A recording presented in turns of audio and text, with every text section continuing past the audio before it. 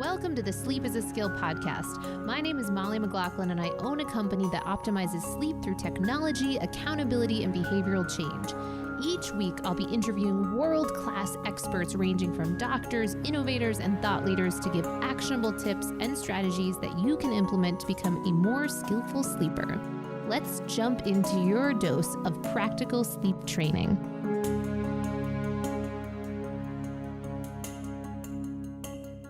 Welcome to the Sleep is a Skill podcast. My guest today is Danielle Hamilton, and this was a real treat for me because she's actually a very close friend of mine, and I love her passion and the work that she does on the ground with individuals on helping to really make a huge difference in their blood sugar and the ways of managing their blood sugar, awareness that they might have a problem, or if they know they have a problem, wild steps to take, many steps that they can take so that they feel certainly empowered and that there's so much that they can do to improve this area of life.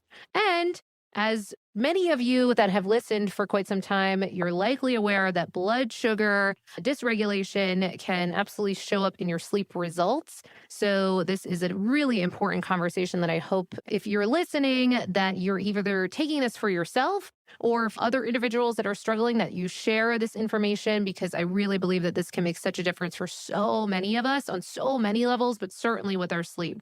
So a little bit about Danielle Hamilton. She is a functional nutritional therapy practitioner and restorative wellness practitioner who specializes in blood sugar regulation and digestion. She became interested in blood sugar issues when she learned that insulin resistance was at the root of her PCOS. She was able to reverse her PCOS, cystic acne, PMS, and weight loss resistance by reversing insulin resistance. Her mission is to help others uncover their blood sugar and insulin issues, as most people don't know the early signs, and as well as help them optimize digestion for low-carb diets. Dani promotes a holistic approach to reversing insulin resistance, which goes beyond just changing macros. She is the host of the Unlock the Sugar Shackles podcast and the creator of the Blood Sugar Mastery Program. I think you're going to really love her energy. Certainly check out her podcast and make sure to check out her Instagram as well. It has tons of resources. She puts those out really routinely. So I think you're going to really enjoy certainly at least starting there. And if not, making sure that you follow her podcast. She also has a newsletter. I think many of you listen to are subscribed to our newsletter that comes out every Monday. She has also created something similar. So that comes out every Monday for her as well. So that's absolutely chock full of a ton of resources. So don't hesitate to sign up for all the things. Okay. And without further ado, let's jump into the podcast. So I get a lot of questions around sleep supplements, and I'm very hesitant to just throw out a whole laundry list of possibilities. One, I don't think it's the most responsible thing to do. I really do believe in testing to see what types of supplements make sense for you. And two, because I really truly believe that most of the things that you can do to improve your sleep are behavioral, psychological, environmental in nature, and often don't cost a dime.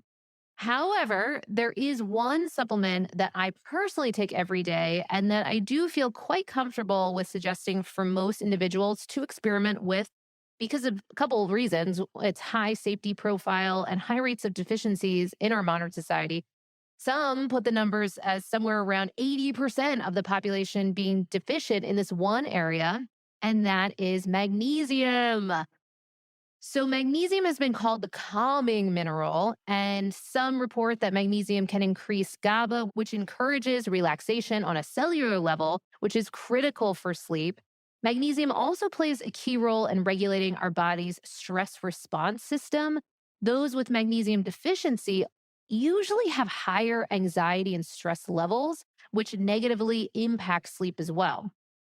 Now, before you go out and buy a magnesium supplement, it's important to understand that most magnesium products out there are either synthetic or they only have 1 to 2 forms of magnesium, when in reality, your body needs all 7 forms of this essential sleep mineral. So that's why I recommend a product from my friends over at BioOptimizers. They have created something called the Magnesium Breakthrough. And taking this magnesium before bed helps you relax and wake up refreshed and energized.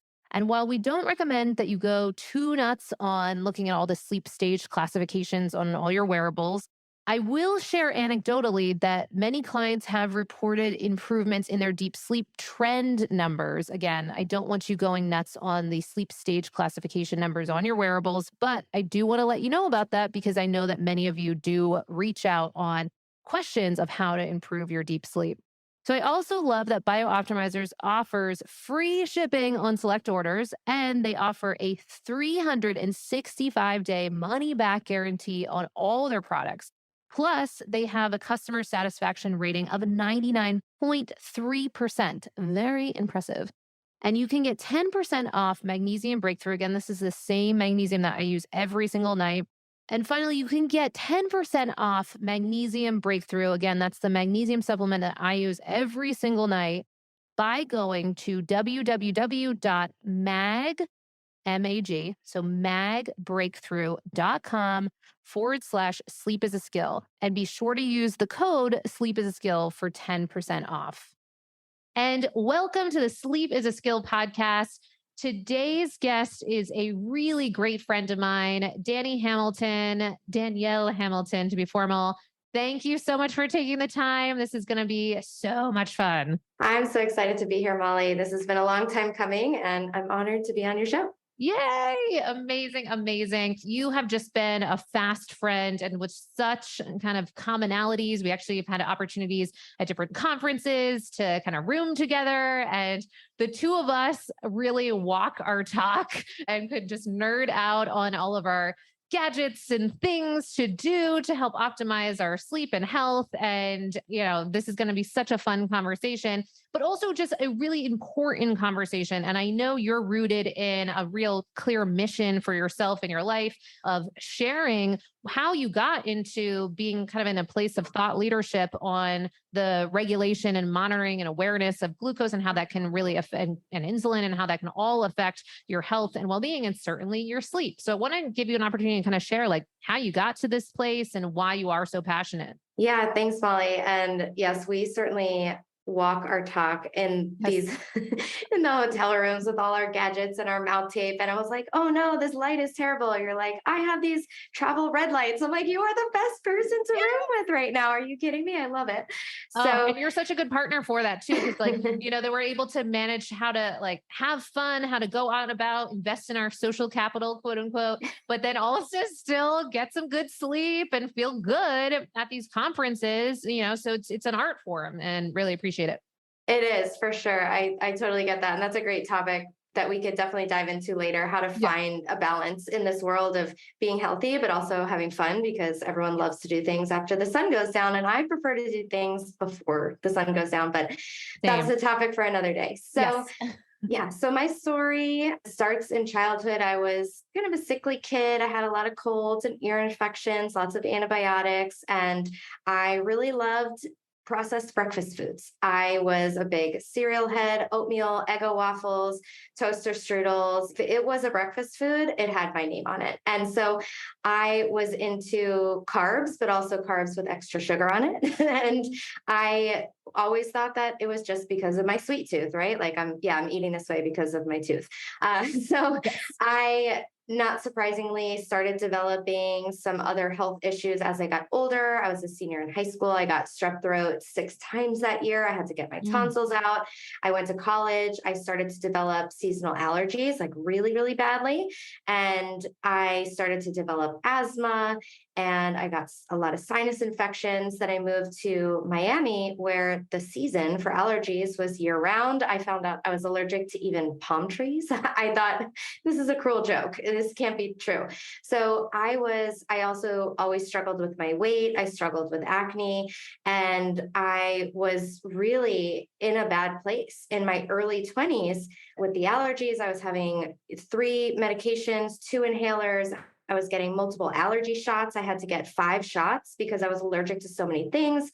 And I was going broke on the copays. I mean, it was a mess. It was a nightmare. And no doctor could tell me why this was happening to me. And they certainly didn't have any other treatment ideas for me other than just keep taking these medicines, keep getting the shots. And I thought at the same time I was working as a speech therapist in a nursing home, and I thought so many of my patients have so many diagnoses, so many medications, and I'm in my early 20s, and I could see that if nothing changed, I would absolutely be on that trajectory to be in that bed, in that nursing home at, with all those medications, maybe even earlier than this group of people. And I just knew in my heart that there was something wrong. I was always asking questions, but never was satisfied by the answer. And so, by the grace of the universe, I came across this book by Rob Wolf called The Paleo Diet Solution.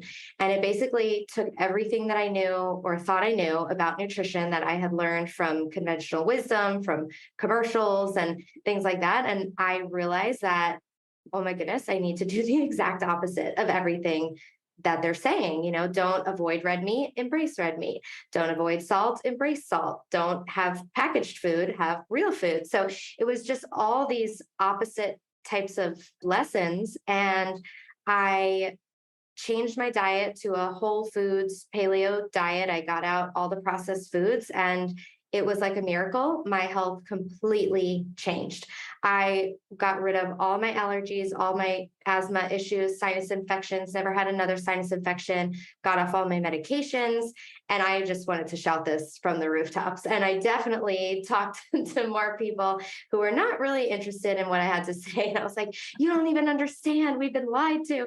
And not everyone is ready to hear that. And now I respect that. Now I just yell into my own podcast mic when I have those feelings that I want to tell people things.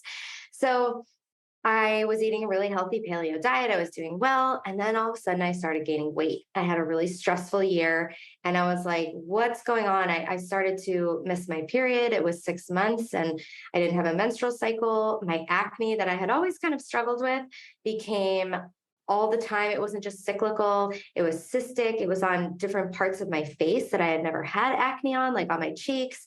It was all over my forehead. I had no energy. And I was like, what's happening? This diet that I was eating just made me so healthy. And now is it causing these issues? And I just felt in my heart that it can't be real food that's doing this. I'm eating real healthy foods from the earth. Like, what's happening? So I looked online, and all of my symptoms lined up with polycystic ovarian syndrome, or PCOS. And I went to a doctor and I said, I feel like I'm doing everything right. I'm eating well. I'm exercising. I can't lose weight no matter what I do. I think I have PCOS. Like, can you help me? And he said, you do have PCOS. You have to lose weight. There's no cure, and you have to take the pill. I was like, wow, did I pay for this appointment? Did I just pay for you to tell me that? Yeah. So I took the prescription that he forced me to take. I ripped it up when I got to my car. I'm like, I'm not doing that. And I decided that I had more motivation than ever to fix it on my own. And so I was not able to make a dent in these symptoms. I kept trying to go after the hormonal imbalances that I was experiencing. I was having PMS, PMDD, I had the PCOS, anything apparently with an initial that starts with a P I had. And I was trying to, take Vitex for my progesterone and take all these things to lower my estrogen and lower the testosterone. I could not make a dent in this to save my life. And I kept trying. I kept learning about nutrition. I was listening to all these podcasts and reading blogs, and I just couldn't figure it out until one day I was listening to a podcast, and it was Megan Ramos. She works with Dr. Fung, and she said that PCOS is the diabetes of the ovaries. And I heard that, and I was driving at the time, and I almost ran my car off the road because I was just so flabbergasted that no one had ever mentioned anything about diabetes or blood sugar or insulin. And I, at the time, even though I knew a ton about holistic health, I knew nothing about blood sugar. So I thought to myself, okay, think about your clients, your patients with diabetes. What do you know? And if I had to write it down on a piece of paper, it would have been something about blood sugar, something about amputations. That's all I knew. I didn't know anything about blood sugar. I didn't know how this affected us in any way. So I had to dig in and see, do I have symptoms of blood sugar issues? What are the symptoms of blood sugar issues? I don't even know the symptoms of diabetes. And that's really progressed blood sugar issues. So how am I going to know earlier issues? So what I realized was that insulin resistance, which we can go into, is Sure. actually a major cause or driver of PCOS. So by working on the blood sugar and insulin stuff, I was able to reverse my PCOS. But again, these symptoms, I didn't know what they were. So I started to take an inventory and look at, after I learned about blood sugar symptoms, I said, what are the symptoms that I am experiencing? Because I have to be having some symptoms that I don't know about.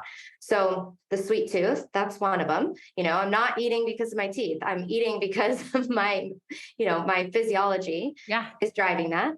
And I was a person who used to wake up and I would be shaky. Like I needed to go immediately to go get something to eat. If I did any fasting blood work in the morning, I hated it because I hated how it made me feel. At that time, I was getting fasting blood work. My blood sugar was 60. That's very low. No doctor said anything to me. I have 3 instances of getting my blood work done and my blood sugar was 60 every single one of those times. Not one of those doctors, not one of the 3 said one thing to me about that. Meanwhile, I was dizzy, I was shaky, I felt like I was going to pass out. I felt like I need to get something to eat right now. It didn't feel like, oh, I'll just wait a few minutes and eat later. It was like, get me something right now. Felt very urgent. I was a person who needed to carry food with me when I left the house. I was always thinking about, okay, where can I eat? Where can I go to eat next? It was always a thought in my mind. I had to eat before I went out to eat because heaven forbid the food take too long, because I used to say I couldn't tolerate being hungry. And that's a huge sign that if your hunger is something that feels intolerable because it feels really bad in your body, like you're going to pass out, like you're going to get hangry, like you get anxious, that you feel shaky, you don't feel well, that's a sign of blood sugar dysregulation. Hunger should feel like, oh, yeah, I could eat. Oh, I think my stomach's growling. Like, no, I feel like I could eat. That is what hunger should feel like. That's healthy hunger. But unhealthy hunger comes with a lot of symptoms. And so what I had done sort of intuitively is be a person that grazed and ate and snacked all day on healthy foods, but I would do that to kind of self-medicate so that I didn't have these crashes or feel these symptoms of low blood sugar or hunger as I knew them to be. So after I realized that, I started to add more fats to my diet. I went keto. So I took my whole food paleo diet and just switched it to ketogenic macros. I dabbled with some fasting. I worked on my digestion and stress and sleep. And I got rid of all my PCOS symptoms. So I have none of those anymore. And so people don't like the word cure, and I'm not going to use that word, but I reversed it and I'm non-diagnosable PCOS. So yeah, that's the story. Wow. Well, congratulations on that turnaround. But also, I hear you that there was a lot of navigating and kind of personal responsibility and investigation that you had to bring into the conversation to figure out this. And so thank you for now helping Sherpa others on this process, because to your point, unfortunately, some of the doctors that you might come across might have no training in this or very little training, and not to knock them because they're trained in all these different areas. And unfortunately, certainly sleep is one of them, where often on average, the average primary care doctor, certain studies out of Harvard seem to point to that on average, they're getting around 2 hours or so training in sleep. And I would wager that there's something in the similar realm, certainly around nutrition at the very least. And then this topic of blood sugar might go more into the pathology realm versus just this in-between state that many of us are dealing with on a wide scale. So thanks so much for really putting a flag in on this topic and helping to guide people. And in case we didn't make it clear, how is sleep connected in this conversation? And what do you see there to kind of break that down a bit more? Yeah. So what we know about sleep is that it is so essential for good blood sugar regulation. So even, I don't know the studies, but there's tons of them out there that show that even one night of poor sleep, I think you just posted about it in your newsletter, yes, it causes more insulin resistance the very next day. And so chronic sleep deprivation, of course, would lead to a more chronic state of insulin resistance. Just even sort of just from a lived experience, if you have those nights where you're like, wow, I had a really terrible sleep, think about the foods and beverages that you were drawn to that day. They're always going to be high sugar, high caffeine beverage. It's just like, I need something. I need more coffee. I need a donut, or I need something. And your body is looking for that fast, easy energy. And so from just a regular average Joe kind of perspective, you're going to be drawn towards wanting caffeine and sugar on those days where you don't get a lot of sleep. And then we also know, I love this, I got this from you, is that sleep and blood sugar have a bidirectional relationship. Yes. So our blood sugar is not only affected by our sleep, but also affects our sleep. So if you have blood sugar that throughout the day is having these highs and lows, which by the way, that's what the body doesn't like when it comes to blood sugar. It doesn't like really high swings. It doesn't like low dips. It likes to stay in this nice sort of Goldilocks zone of like a happy medium, these little gentle hills and drops. It doesn't like sharp mountain peaks and ridges. And so if our blood sugar is doing that throughout the day, these highs and lows, then we're setting ourselves up to have trouble sleeping the next day or that night. And a lot of people that I see, they struggle with this condition called reactive hypoglycemia, or even just hypoglycemia. And they have a lot of wake ups in the middle of the night. So people wake up with a pounding heart and they think, oh, I'm having an anxiety attack. Well, you were just sleeping. You're not really anxious about much when you're sleeping. And what it usually is a physiological anxiety provoking situation in the body, because what's happening is that the blood sugar is crashing. And when that happens, and if our liver is out of glycogen, which is stored sugar, it will tap in, it will say, hey, adrenals, you are our last chance. Our blood sugar is going down, and without you, we will die. So the adrenals kick in like this backup generator, and they're like, we got you. We're going to make some new glucose for your body. And it will elicit a big spike of epinephrine and norepinephrine, which is adrenaline. So you wake up with an adrenaline surge that's pumping your heart, and your heart's beating out of its chest. And you think you had an anxiety attack, but really it was your blood sugar going too low. And for a lot of people, this happens after drinking alcohol as well. But again, this is another way how our blood sugar is affecting our sleep. So if we don't have good blood sugar regulation, if we have insulin resistance, it can really negatively impact that. And then the other thing is the tie with the blood sugar and the liver. So the liver is a major organ of blood sugar regulation, along with the adrenals and the pancreas. And the liver is very often affected in a negative way from having blood sugar dysregulation, insulin resistance. There's often fatty liver that comes with that. And that can cause wake ups when our liver is not healthy. That can cause wake ups. Usually it's between the hours of 1 and 3, I believe. Is that? It often happen during that period. And for different people, depending on the different schedules, but very a common range for sure. Yeah. So it has this bidirectional relationship. So what we want to do is work on, a lot of times, working on both of these things at the same time. It's essential. You can't really work on one without the other, because if your blood sugar is a mess, but you're working on your sleep, it's going to be impacted, and vice versa. So I see a lot of people who, and in general, a lot of people who do work on their blood sugar, they're like, I'm sleeping through the night. I'm not waking up anymore. And sometimes that's the ticket. I have a student who's in my program now, 73 years old. She had a fasting blood sugar of 140, which is in the diabetic range. It's now down to 83. Her blood sugar is in a perfect range all day, no more drops at night. And she said that she used to wake up every night and would be up for several hours. And since working on her blood sugar, she is now sleeping throughout the night, 2 hours and 40 minutes of REM sleep and 2 hours of deep sleep, according to her Fitbit watch. So, we take it with a grain of salt, but for a 73-year-old, fantastic. Like, to me, amazing. And even just the measurable shift, both subjectively and objectively, to sleep through the night.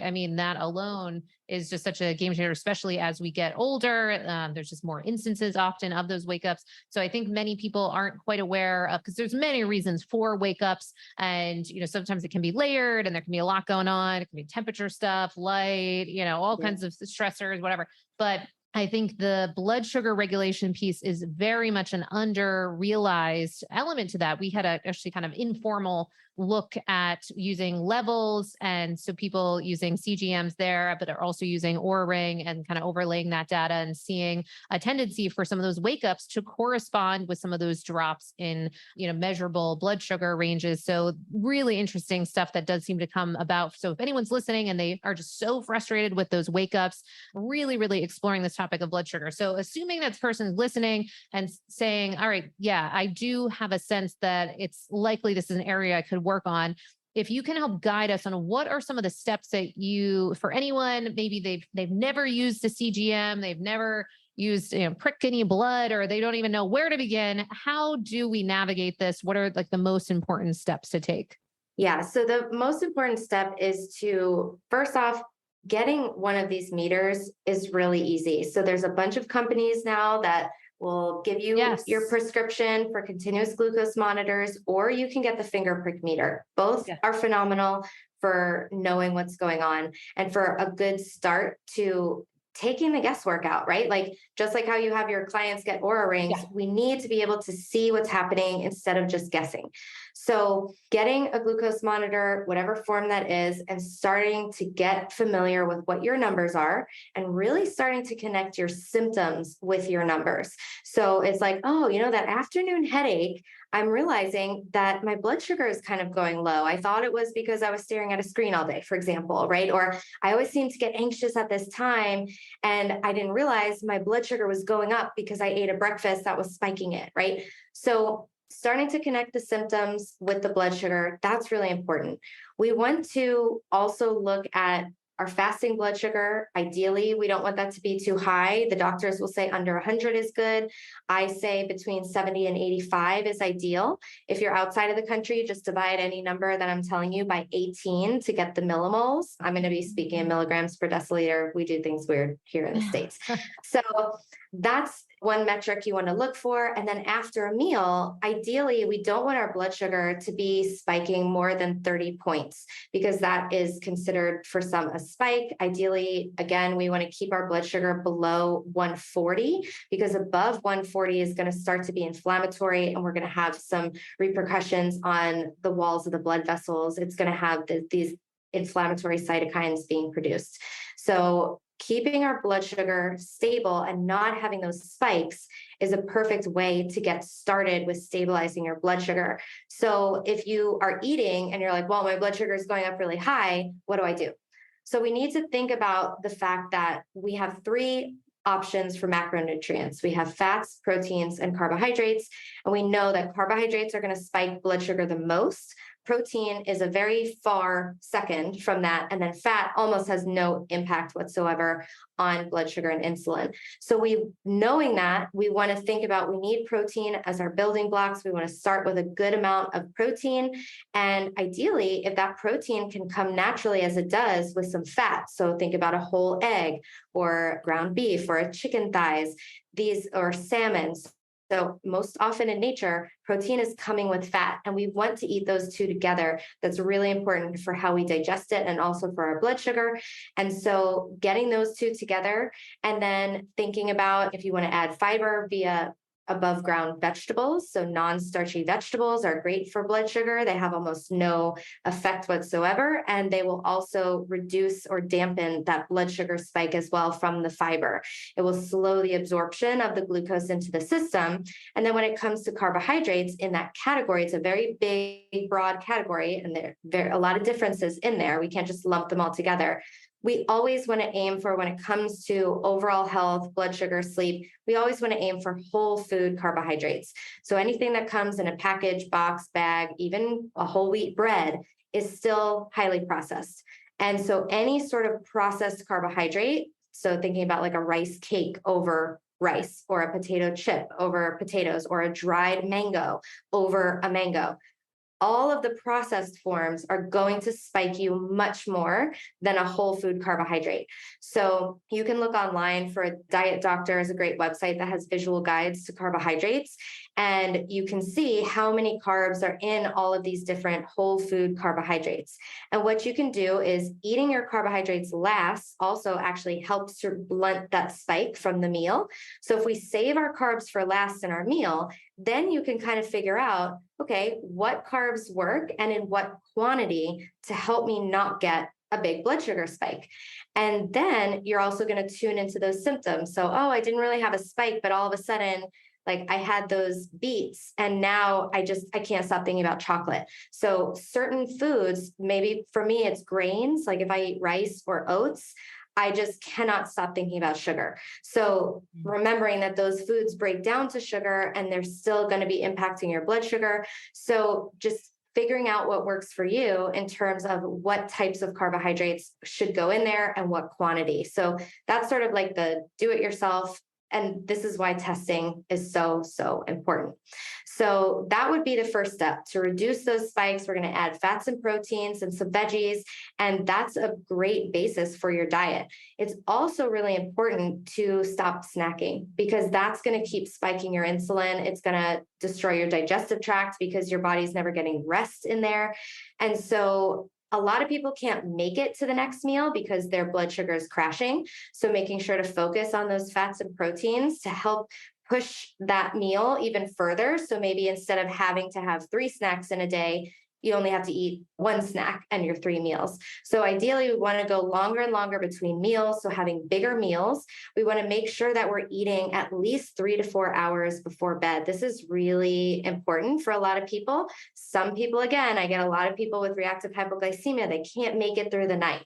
Yeah. So something small at night, perhaps like a fat and protein, just like a small thing right before bed can help to stabilize some people so they're not having those nightly wake ups. But in general, we want to be doing that work in the beginning of the day and making sure that we're trying to not be eating so often. And then when it comes to fasting, fasting can be great for our blood sugar. But a lot of people will skip breakfast and they'll do a heavy meal at night. So let's say they're doing 2 meals, they'll eat at like 1 p.m. and then 7 p.m. and they're eating 2/3 of what they're supposed to eat for the whole day, like right at night. And it feels like it's probably too heavy for the digestive tract. I know my Aura ring will always yell at me. It tells me, oh, did you eat too close to bed? I'm like, Yeah, how it did you knows. know? It Yeah. knows. It knows. And so I notice a huge difference in my sleep scores when I eat too close to bed. So that's something else we can do if you're doing a fasting where you're skipping a meal. You want to move that fasting window earlier in the day, which is more in line with our circadian rhythm. So at least 3 to 4 hours before bed. So those are some quick tips. Yeah, no, this is so helpful. So actually related to that. So for instance, just the other day, we had a group call and there was one participant on there who was really grateful to have the permission to kind of graduate from the nighttime eating. So kind of doing that trick. So I'm hoping you can help break us down. Which people does it make sense to kind of have this snack before bed to help stabilize? And when can you graduate from having your last bite of food earlier and then fasting throughout the course of the night? So I asked this because this participant was saying for an extended period of time, she was doing that kind of, almost like Band-Aid or ways to help keep her stabilized throughout the course of the night. And then more recently with CGMs and different things, she was able to, what she feels, graduate to stopping her last bite of meal earlier and being done throughout the course of the night and then feeling less kind of heavy the next day and what have you. How do we break down understanding that? And then a lot of people get confused because then it's like, well, I thought we had this circadian call out, but now we're eating at night. Like, how do we think about that when does it make sense for us to have like a little snack or not?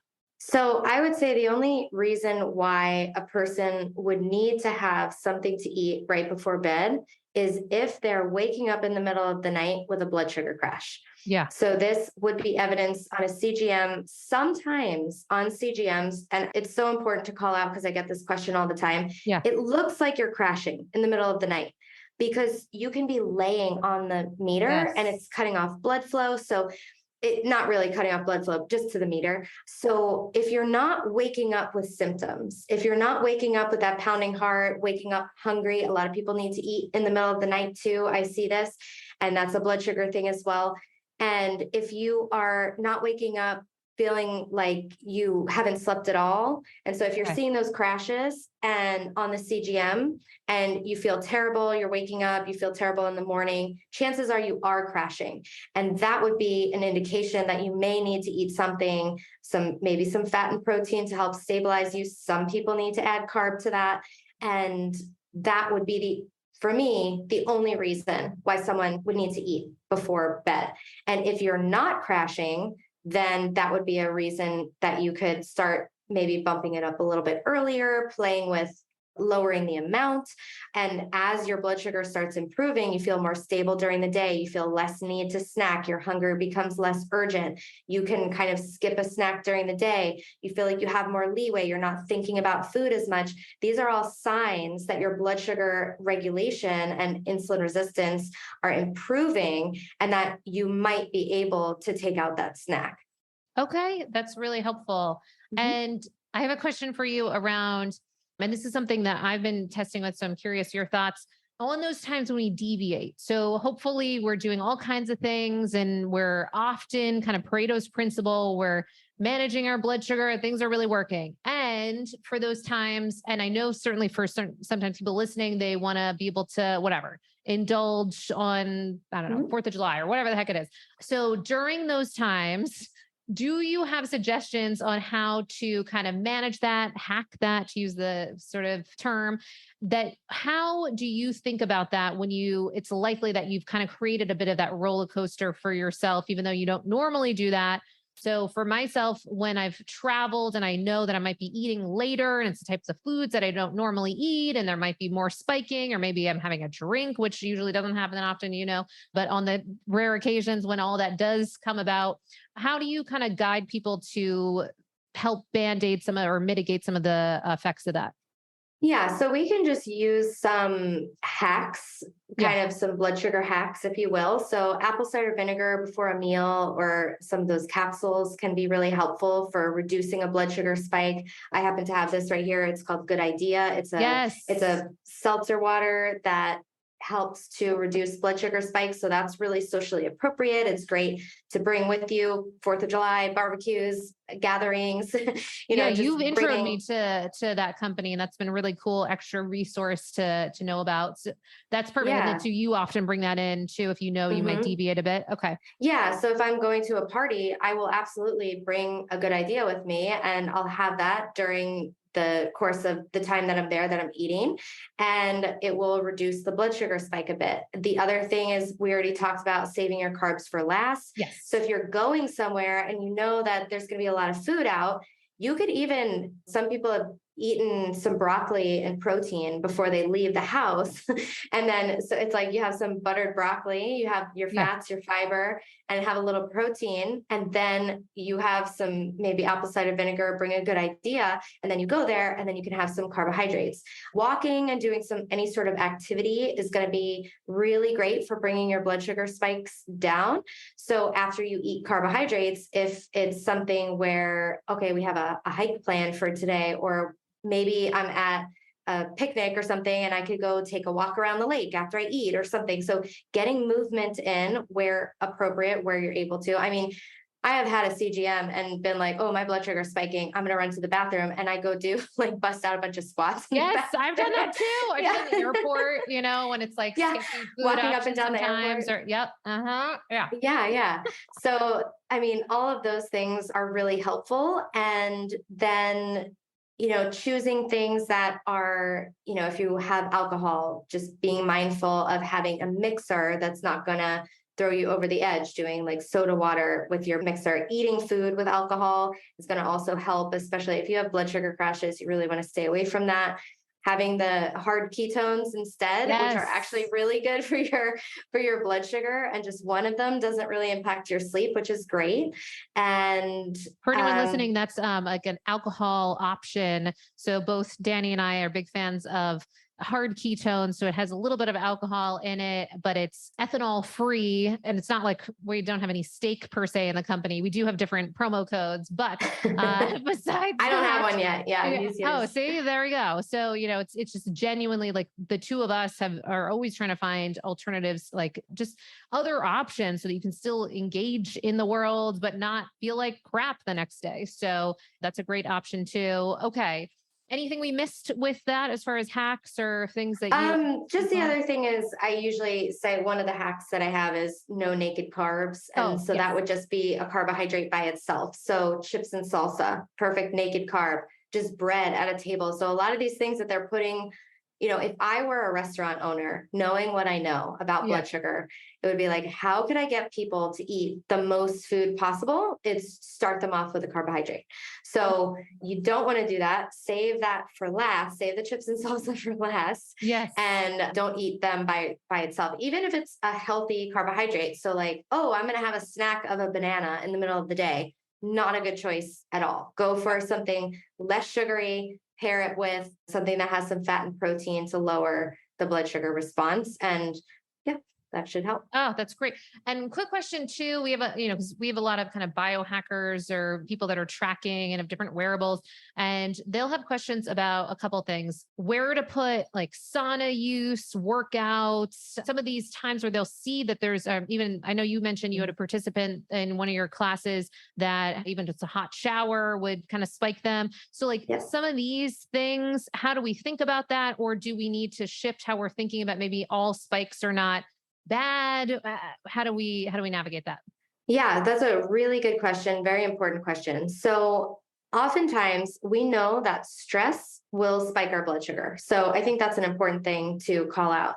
I think the most underappreciated, underestimated cause of blood sugar spikes and blood sugar dysregulation is stress, whether that be an acute stressor. So one time I was rushing around to get ready for work and I saw my blood sugar shoot up and I was like, oh my goodness, that's so crazy.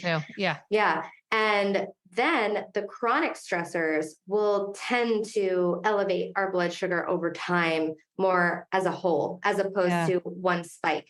But when we look at the body, these things like sauna, cold exposure, exercise, they are stressors. They're hormetic stressors, but they are stressors. So if our body is strong enough to handle these stressors, it will adapt and get stronger. So that spike, that stressful spike of the blood glucose that we are going to get from exercise, hot and cold exposure, to name a few, those aren't bad things if your body can handle it. If afterwards you're crashing and you don't feel well, you know that stressor was just too much for you. But if you're a generally healthy person, you're in this biohacking space and you get a spike from exercise, that's fine. If you recover from that well, chances are it's going to improve your glucose sensitivity for the rest of the day and for the future as well. So we see this same trend with ice and heat and exercise. So even though you're going to get that spike, it's not a bad thing. And it's not a bad thing to spike in the shower unless you're someone with reactive hypoglycemia who's like, I can't take a shower without my blood sugar crashing. So unless you're having the crashes where you're not feeling well, it's good to go.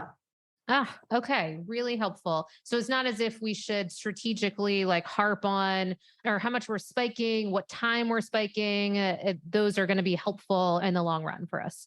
Yes, absolutely. Cool. Okay. So anything that we left out in this topic of sleep and blood sugar, kind of awareness management, anything that you want to point to that we didn't touch on? One of my favorite things that has helped, it helps both sleep and blood sugar. So I thought it deserves a call out Please. and I know that you said that you haven't tested this officially, but I have just seen some, data from my personal Aura ring, some of my clients, that castor oil packs are so helpful helpful for sleep because it's helpful for your liver and which is going to help your blood sugar. It's going to help your sleep. So I saw fewer wake ups when I wore a castor oil pack before bed. And I just think that it's such a great strategy. It also helps you digest your fats better. So it's just one of those things that it's like this old school thing that, our great grandmothers used to use, but the pack itself is just putting some castor oil on this cloth. You tie it around your liver, which is on your right side rib cage. And I just wear it before bed. Sometimes I wear it throughout the night. And there's just so many benefits to it. And it's just, people will report much better sleep. So it's subjective, but also I got some, objective data on my Oura ring. So I feel like it's worth a shot if you are struggling with blood sugar and or sleep. So something fun to try. I love that. That's definitely something that not a single person on this podcast has mentioned. So I appreciate you sharing about that. And actually it's underscoring because that I just moved. So I need to pull out a lot of different things. It's kind of underscoring to make sure I find that because I need to bring that back into my rotation. And so I appreciate you sharing that because a lot of the things, and also it's not like that's going to break the bank. It's something that you can just kind of make as a nice self-care ritual to bring in, test it for yourself, see what possible shifts could come from that. It's a quite affordable hack, if you will. And if nothing else, it just gives you a time throughout your evening to kind of wind down, take some time for yourself. So I really appreciate that one. Good call. Yep. Well, so we might learn some other things from you, specifically on how you are managing your sleep. So for our 4 questions that we ask everyone, I'm very curious your responses. I'm sure they evolve and you're always like learning and trying different things. So curious what the latest is. But the first question is, what is your nightly sleep routine looking like? Maybe it involves castor oil, but let us know what we would see.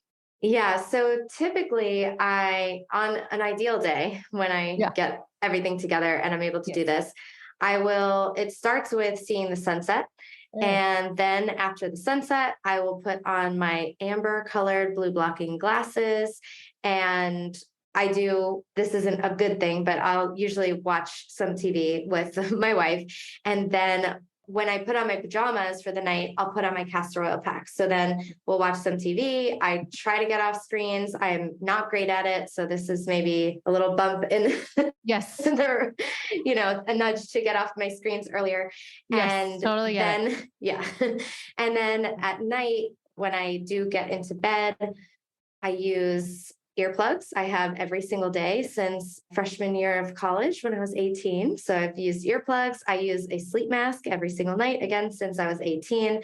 I use my mouth tape, and then sometimes I'll sleep with the castor oil pack. And I have a very dark room. My mom has always called it the cave. Even when I was a kid, I was like taping my blinds closed because there was a crack of light. I had a Lisa Frank sticker that I put over my TV and I colored it with black Sharpie. I had a VHS tape up against my VCR because that had a light at night. So I was doing this stuff from when I was little. Amazing. A biohacker from the womb. Fantastic. Yes. Okay. And I can also attest that you bring these principles on the road with you when you travel. So it's not like it's just a free for all. You do all of those things as much as you possibly can, in hotels or what have you. So really cool. And then for your morning routine, what might we see there and how that can connect with sleep?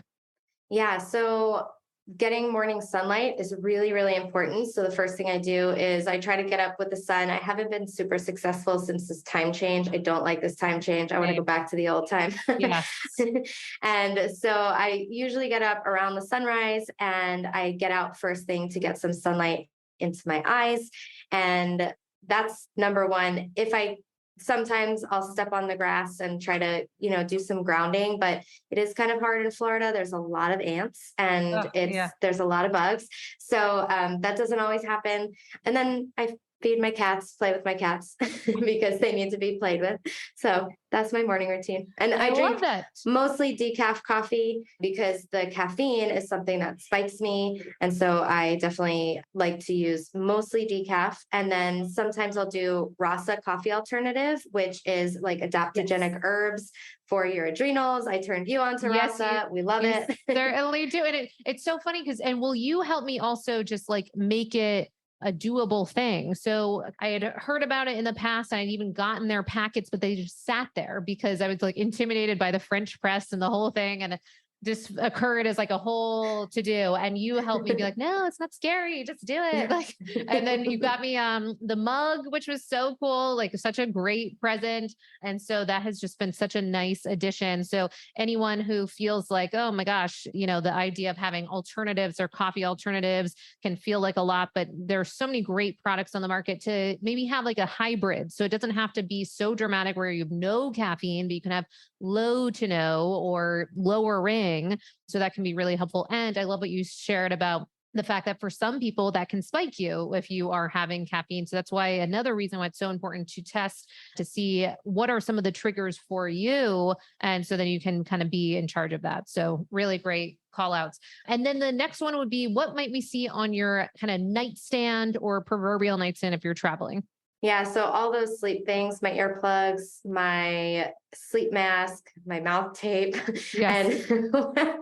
I'll always tell my wife, hold on, I'm getting my gear on. She calls it my gear. It's like, thank you for That is loving me great. because I look probably like a crazy person. There's also castor oil packs that you can put on your eyes. So a sleep mask that you put on your eyes.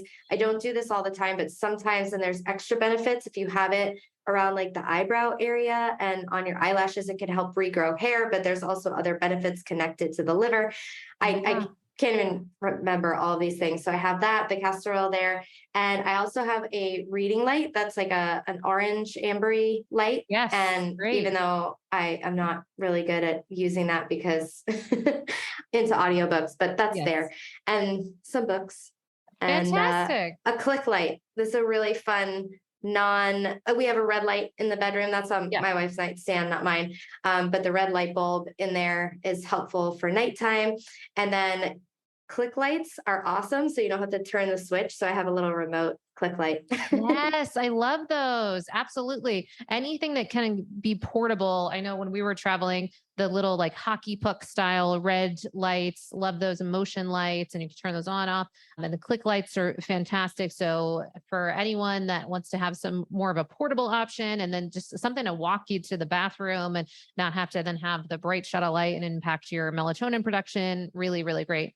And then the last question would be, what has made the biggest change to your sleep game or maybe the biggest aha moment as you're managing your sleep? So I would say earplugs are like, I just don't sleep without earplugs. I know you like a noise machine and I like silence. Yes. And so I feel like I don't think I could sleep. Like sleep is brought to me by my earplugs. And so it's just so important for me. You should be sponsored by this. I should be sponsored by me. Max earplugs. I know. I can't sleep without them. And I love the silence. I like the sensory deprivation.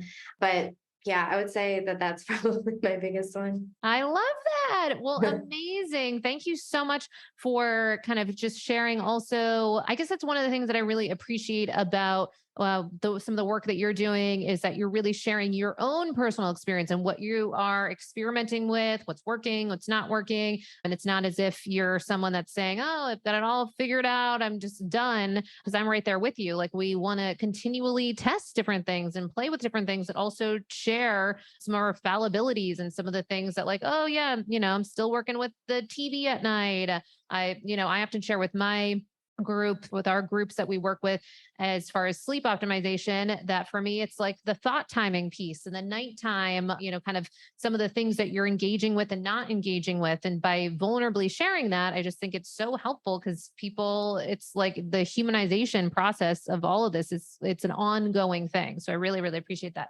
And because of that, and because you are so fun to follow, how can people follow you? Because you're putting out lots of great content. What are the best ways? Yeah, thanks. I hang out a lot on Instagram. So my handle is Danielle Hamilton Health. I made it nice and long and hard to spell for everybody. And my podcast is Unlock the Sugar Shackles.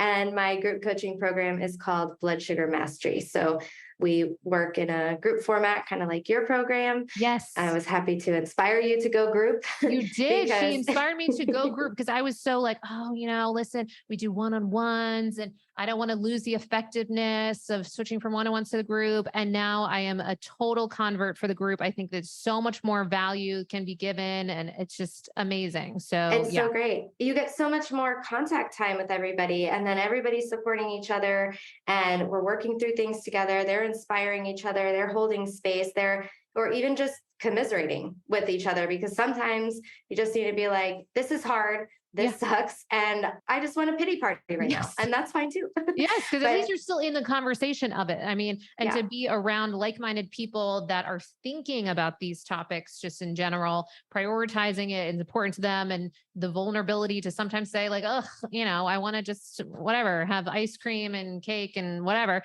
But to have that thrown out there, but then to also, have healthy alternatives or steps to take, or sometimes fall off and get back on course. So yeah, really, really good points there. And you also have a fantastic newsletter that you're doing consistently. So if anyone wants to kind of follow you on all these different platforms, all the different ways of consuming information on something that's just so crucial. And I think more and more people are getting in this conversation thanks to wearables and some of these different CGMs and what have you, that you provide a lot of just actionable tips that people can start practicing and playing with like today, now, which is really just a cool thing.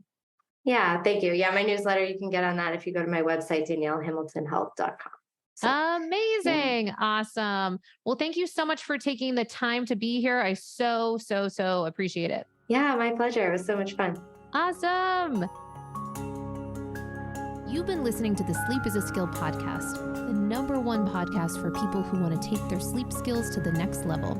Every Monday, I send out something that I call Molly's Monday Obsessions, containing everything that I'm obsessing over in the world of sleep. Head on over to sleepisaskill.com to sign up.